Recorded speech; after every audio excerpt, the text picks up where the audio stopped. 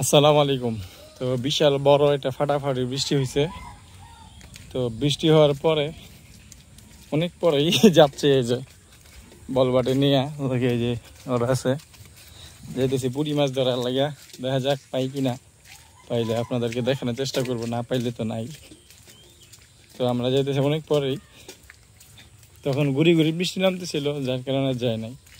ভাবলাম যে আবার যদি বৃষ্টি নামে, ওইদিকে আকাশ মেঘলা মেঘলা হয়ে আসছিল, এখন আকাশ ওদিকে অনেকটা ক্লিয়ার, এদিকে মেঘলা আছে। তো এখন বের হচ্ছি। তো যারা মাছ ধরা তারা চলে গেছে আগেই, তারপরে আমরা যাচ্ছি দেখি গিয়ে মাছ পাই কিনা, রিজিকে কি আছে। তো যাচ্ছি।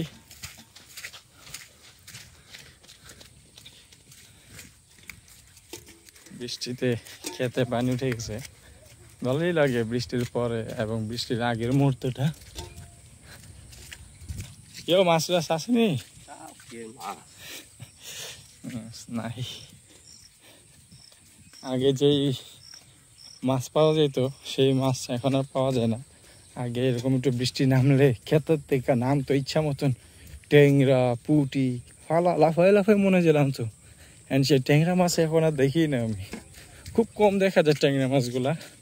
আগে যেমন ট্যাংরা মাছ দেখা যেত, ঠিক সরি যেমন পুঁটি মাছ দেখা যেত, ট্যাংরা মাছও মানে সমান সমান ছিল এরকম। এখন ট্যাংরা মাছগুলো আমাদের এদিকে বিলে এখন আর দেখা যায় না।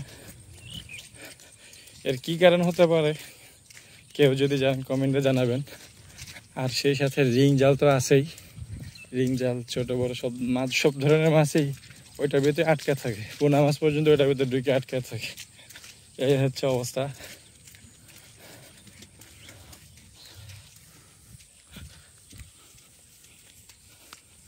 আরে বাবা, ভালো রোদ আছে দি, এই যে রোদ পড়ছে কিন্তু পুরো রোদ, সূর্য যে পুরো রোদ, গরম লাগতেছে এখন। যখন শীতে শীতে এই অবস্থা খারাপ, আসলাম রেইনকোট পরে আসবো কিনা, গরম লাগে বৃষ্টি থেকে বাইচা থাকুন। এখন দিয়ে দুর্গন্ধ সরছে।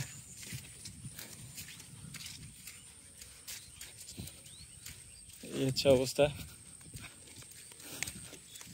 আর ওই যে রূপস দিয়ে গ্রাম সামনে।